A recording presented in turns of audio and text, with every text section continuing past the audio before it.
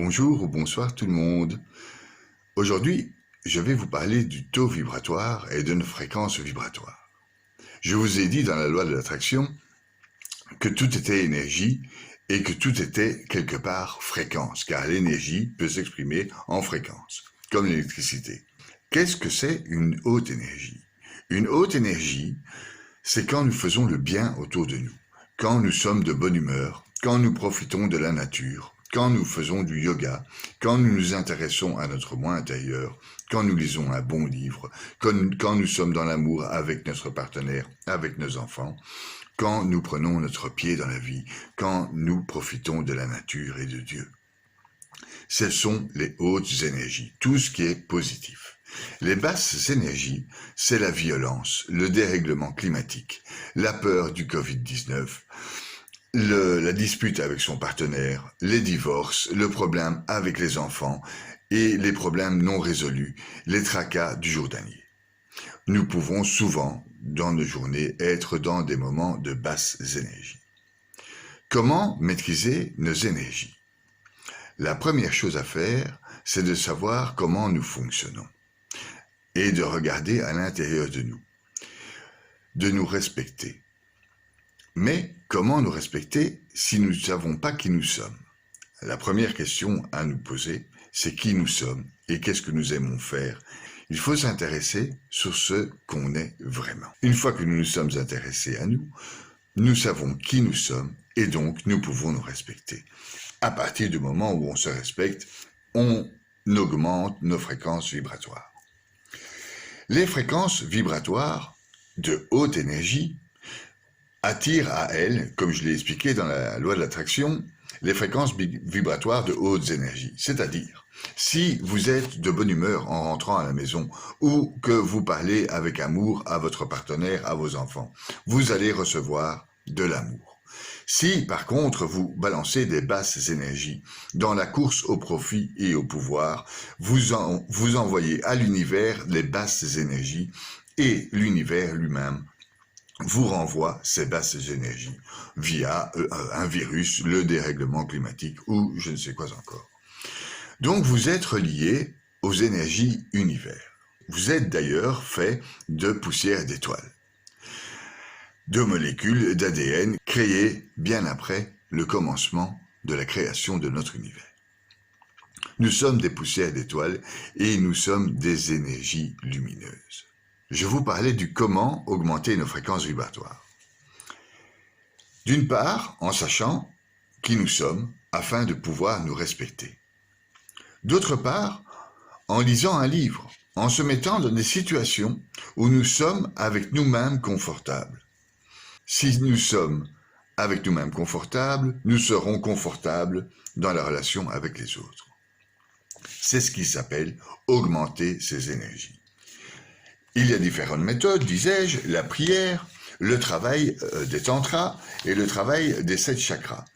Par la méditation, le yogi découvre son moi intérieur via le travail sur ces 7 chakras, le chakra racine, le chakra coronal, le chakra solaire, le chakra du cœur, le chakra de la gorge, le 3e œil et le chakra coronal, celui du ciel. C'est retrouver son soi intérieur et ses énergies divines. Ramener l'énergie magnétique divine et lumineuse vers son origine, verticalement vers le ciel. La méditation, le yoga, la prière vous aident à augmenter ces énergies intérieures.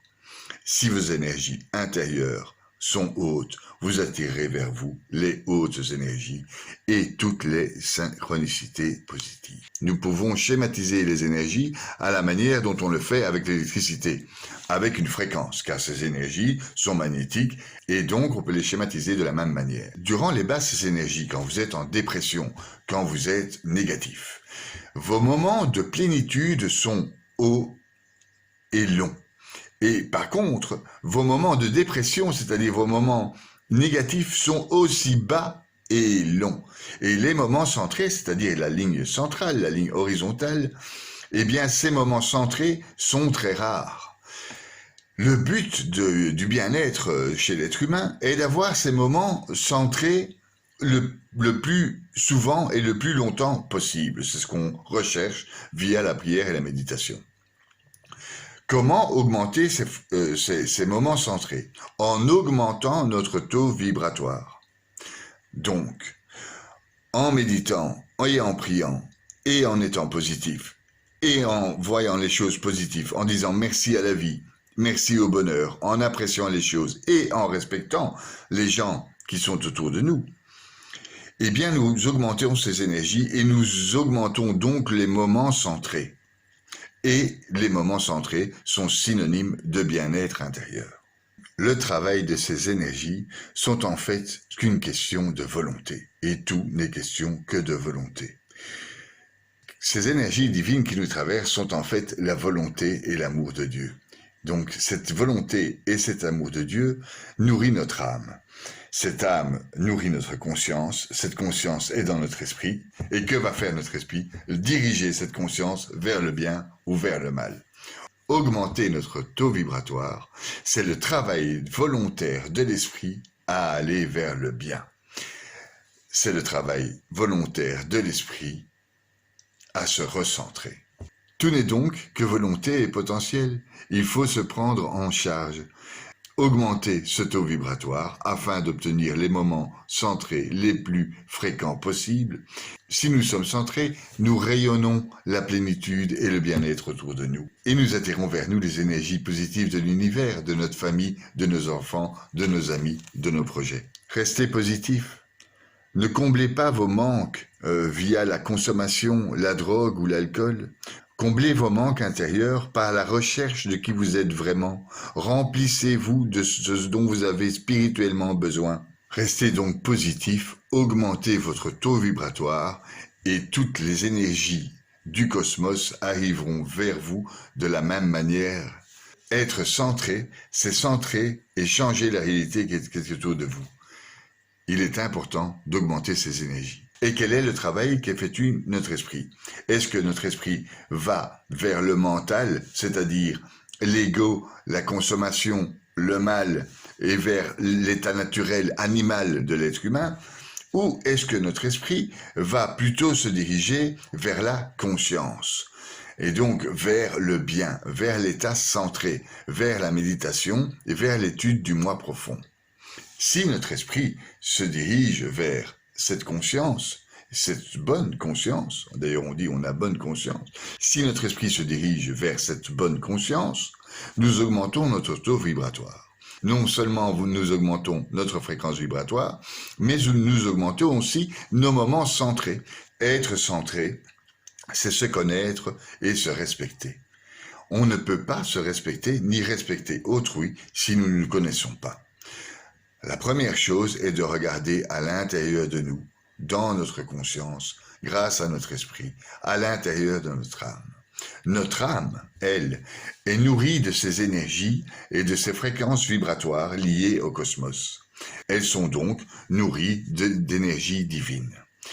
Ces énergies divines rentrent dans notre corps via notre chakra coronal, via la glande pinéale et les biophotons, rentrent dans notre cœur et dans notre âme. Cette âme est directement connectée à notre conscience, qui est directement connectée à notre esprit, qui est directement connectée à notre cerveau. Il est donc clair pour vous maintenant que notre capacité à rester centré est uniquement due à votre volonté. Cette volonté que votre esprit dirige vers votre conscience qui est nourrie de votre âme. Regarder notre moi profond est une base pour l'augmentation de basses en hautes énergies. Les épreuves, par exemple, sont des opportunités de grandir. On peut transformer une épreuve en basse énergie comme en haute énergie. Si vous avez une épreuve devant vous, une épreuve se présente à vous et que vous essayez de la contourner ou que vous vous êtes abattu par la difficulté de l'épreuve, vous avez transformé cette épreuve en basse énergie. Par contre, si cette épreuve, vous la prenez comme une opportunité de grandir, alors là, cette épreuve est transformée en haute énergie. Chaque épreuve que nous avons devant nous dans la vie est une épreuve qui nous est personnelle, qui nous appartient et qui nous sera bénéfique. Donc chaque épreuve est une opportunité et non une difficulté.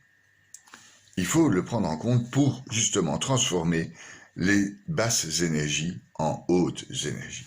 Dans la vie, finalement, seuls nos actes comptent. Les actes que nous faisons envers les autres, envers la planète, envers l'univers, mais aussi les actes que nous faisons envers nous-mêmes.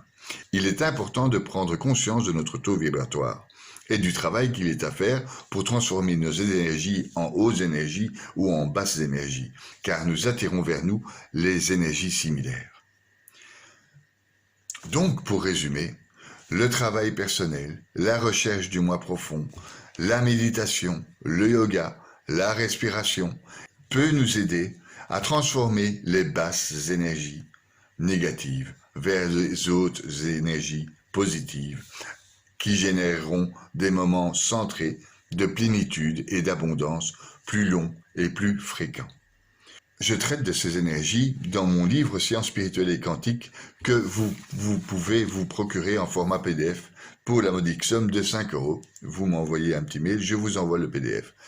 Voilà, si vous avez aimé, eh bien, un petit j'aime, un petit partage et vous cliquez pour vous abonner à ma chaîne parce que je vais encore faire différentes capsules. La prochaine traitera de la métaphysique et de la notion de bonheur en métaphysique, ce qui a toujours à voir avec l'énergie, car tout est énergie. Au revoir, bonne soirée.